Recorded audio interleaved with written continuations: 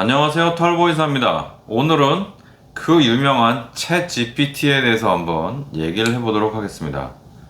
챗 GPT를 제가 거의 1년 정도 썼나요? 그죠? 한 1년 정도 썼던 것 같아요.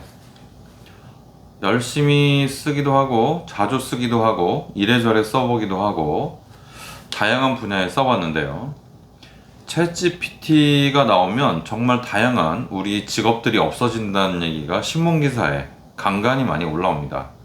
거기에 대해서 동의하는 분도 있고 동의하지 않는 분도 있을 텐데, 신문기사에 보면요, 의사가 굉장히 앞으로 없어질 그런 직종으로 이렇게 나와 있는데, 과연 그럴지 잘 모르겠습니다. 지금까지는 뭐 이렇게 큰 위협을 당하고 있지는 않은 것 같은데, 제가 챗 GPT를 써보고 이걸 가지고 의사들이나 아니면 환자가 챗 GPT로 얼마나 도움을 받을 수 있는지에 대해서 그냥 편하게 말씀드릴 거니까요. 이번 영상은 그냥 아주 그냥 편한 마음으로 들으시면 됩니다. 이렇게 귀 쫑긋 세우고 듣지 않으셔도 됩니다. 일단 챗 GPT가 나와서, 그리고 앞으로 이런 인공지능이 발달하면 의사가 없어질까? 저는 없어지기 힘들다고 봅니다. 다른 직종의 전문가들도 없어지기 힘들다고 봅니다. 왜 그러냐? 그 얘기를 이제 지금부터 해보겠습니다. 제가 유료 가입을 하고 거의 한 1년이 안 됐나요? 됐나요? 잘 모르겠는데, 어쨌든 꽤 썼어요. 이 챗GPT에 대해서 말씀을 드려보면, 지능이 매우 뛰어나다. 그리고 뭐 사람들 일자리 뺏는다. 정말 놀라운 게 사람들 말을 다 알아듣는 거다. 그리고 애들, 그러니까 뭐 중고등학생들, 초등학생까지 숙제할 때 많이 쓴다. 그런 얘기였고, 요새는 그림도 잘 그린다고 해서 미술 작품도 막 만들고 그런다고 합니다. 그래서 이 결과물들, 그러니까 결과물, 이렇게 여기 얘기하면 괜히 그냥 딱딱한데, 그러니까 챗 GPT에다가 뭘 물어보고 이거 답변 나온 걸 가지고 굉장히 놀라운 성과다 해서 이렇게 보여주는 분들이 많은데, 제가 해보니까요, 일단 첫 번째는 놀랬고, 두 번째는 이것저것 물어보니까 막 다 될 것 같고, 말 알아듣는 것도 진짜 신기하고, 제가 어떨 때는 좀 헷갈리는 그런 내용들을 복잡하게 막 이렇게 얽혀있는 내용들을 물어봐도 명쾌하게 탁 얘기해줍니다. 몇 초 걸리지도 않아요. 그래서 어쨌든 이 답을 내놓는다는 게 굉장히 놀랍고, 그것도 빠른 시간 안에 내놓는다는 게 굉장히 놀랍습니다. 그리고 챗 GPT를 이렇게 문장을 딱 물어보면, 예를 들어서 통풍의 치료에서 이렇게 물어보면 쫙 나옵니다. 그래서 뭐 1번, 2번, 3번, 4번 이렇게 쭉 나오는데, 얼핏 보면 아주 굉장히 놀랍게도 다 맞는 것 같습니다. 그러나 자세히 보면 이 답변 자체가 그냥 쓰기는 굉장히 어려운 그런 답변들이 거의 대부분입니다, 사실. 그냥 구색 맞추기로 말이 잘 안 되는 그런 말, 그러니까 문장 자체가 안 되는 그런 내용들을 이렇게 늘어놓기를 잘 합니다. 그런 챗 GPT가 장점이 없냐? 저는 장점이 굉장히 많다고 생각합니다. 저는 챗 GPT가 최고의 비서라고 생각하거든요. 어떤 스케줄 관리나 실시간 응대는 좀 어렵지만, 초벌 문서 작업에 굉장히 탁월합니다. 그러니까 제가 잘 모르는 개념, 예를 들어서 스테인레스라고 하면, 저는 스테인레스 재질에 대해서 잘 몰랐거든요. 그래서 이번에 하키나이프를 제작하고, 그리고 하키나이프를 연마하고 하키나이프의 특성에 대해서 공부를 할 때 스테인리스 재질에 대해서 공부를 하려고 물어봤더니, 스테인리스 재질이 어떤 식으로 이렇게 분류가 돼 있고 어떤 재질은 어떤 특성을 갖고 있는지에 대해서 대략적으로 설명해주는 그런 문서가 있었어요. 이런 스테인리스 재질의 특성에 대해서 챗GPT가 저는 아무것도 모르잖아요. 아무것도 모르니까 처음 이런 걸 물어본 사람한테 탁 제공을 해주는 겁니다.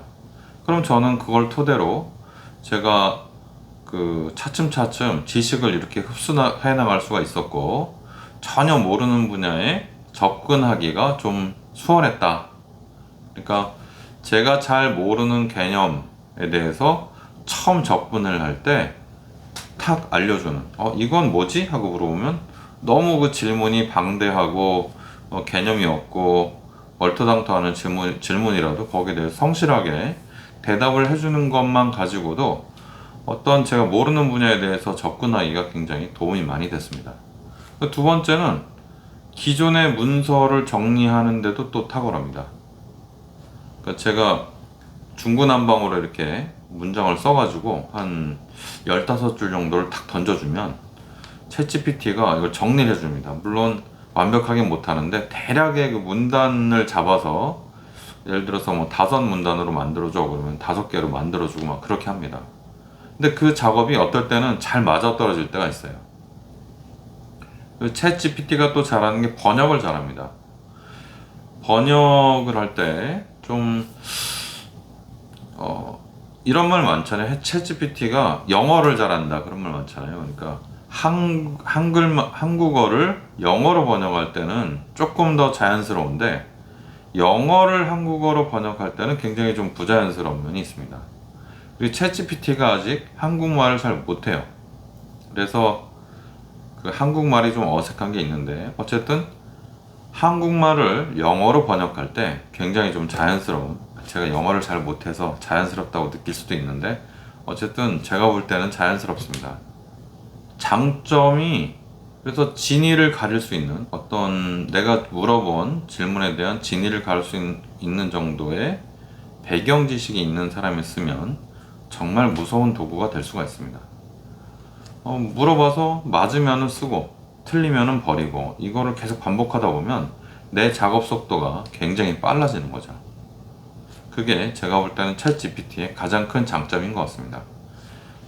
내 일을 좀 도와줄 수 있는, 아무 조건 없이 24시간 언제든지 일의 양과 관계없이 끊임없는 잡무에도 계속 도와주는 그런 비서라고 생각하면 정말 장점이다. 이 챗GPT가 이게 문제점이면 문제점이고 놀라운다면 놀라운 점은, 지식이 있는 사람, 노력하는 사람은 점점 더 빠른 속도로 앞서 나가고, 지식이 없고 이 챗GPT를 다루지 못하는 사람은 점점 더 상대적으로 엄청나게 퇴보할 수밖에 없는 그런 환경이 점점 더 도래하고 있다. 이렇게 생각하면 되겠습니다. 능력 있는 사람은 일을 엄청나게 잘하게 만들어주고, 가만히 있고 지식이 없는 사람은 도와주지 않습니다. 그래서 이게 빨리 이런 도구를 우리가 활용하지 않으면 많이 뒤처지게 되고, 이 뒤처진 것 때문에 살아가는데 좀 불편함을 느낄 수가 있을 것 같다는 생각이 듭니다. 뭐 저 같은 경우는 어떤 이렇게 다른 노동을 한다기보다는, 물론 노동도 많이 합니다만 노동을 이렇게 한다기보다는 지식을 기반으로 하는 일이잖아요. 그러니까 지식을 기반으로 하는 분들은 특히나 더 신경을 많이 써야 될 것 같다 라는 생각이 듭니다. 챗 GPT를 여러분들이 사용하신다면 권할 수 있는 내용은, 첫 번째, 전혀 모르는 내용을 그냥 개념 잡는 정도로 쓴다. 믿지는 말고. 두 번째는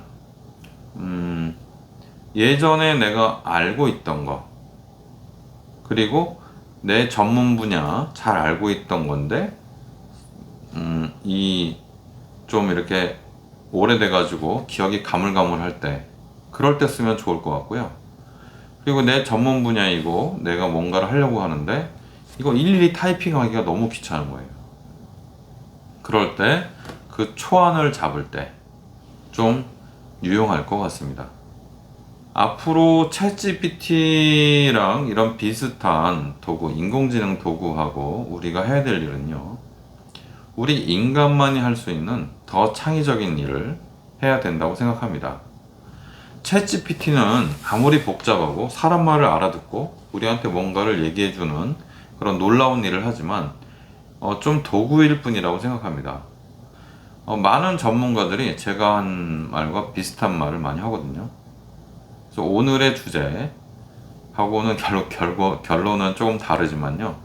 주제에 대한 답은 답입니다. 그러니까 의학 지식에 대해서 의사나 환자가 챗GPT를 믿을 만하냐라고 했을 때는 그냥 전체적인 개념을 잡는 데는 유용하다. 그래서 환자들한테는 이렇게 전체적인 개념을 잡는 데는 유용하고요. 의사들은 챗GPT를 가지고 정리하는 도구로 쓰는 데는 유용하다. 그러나 의사가 챗GPT를 자기 전공 분야 아닌 분야를 물어보고 그 결과물을 그대로 갖다 쓰면 안 됩니다. 자기가 검증할 수 있는 능력이 되는 분야만 써서 그거를 공식적으로 활용을 해야 될 것 같습니다. 감사합니다. 챗GPT를 열심히 항상 쓰고 있는 털보의사 김진균이었습니다.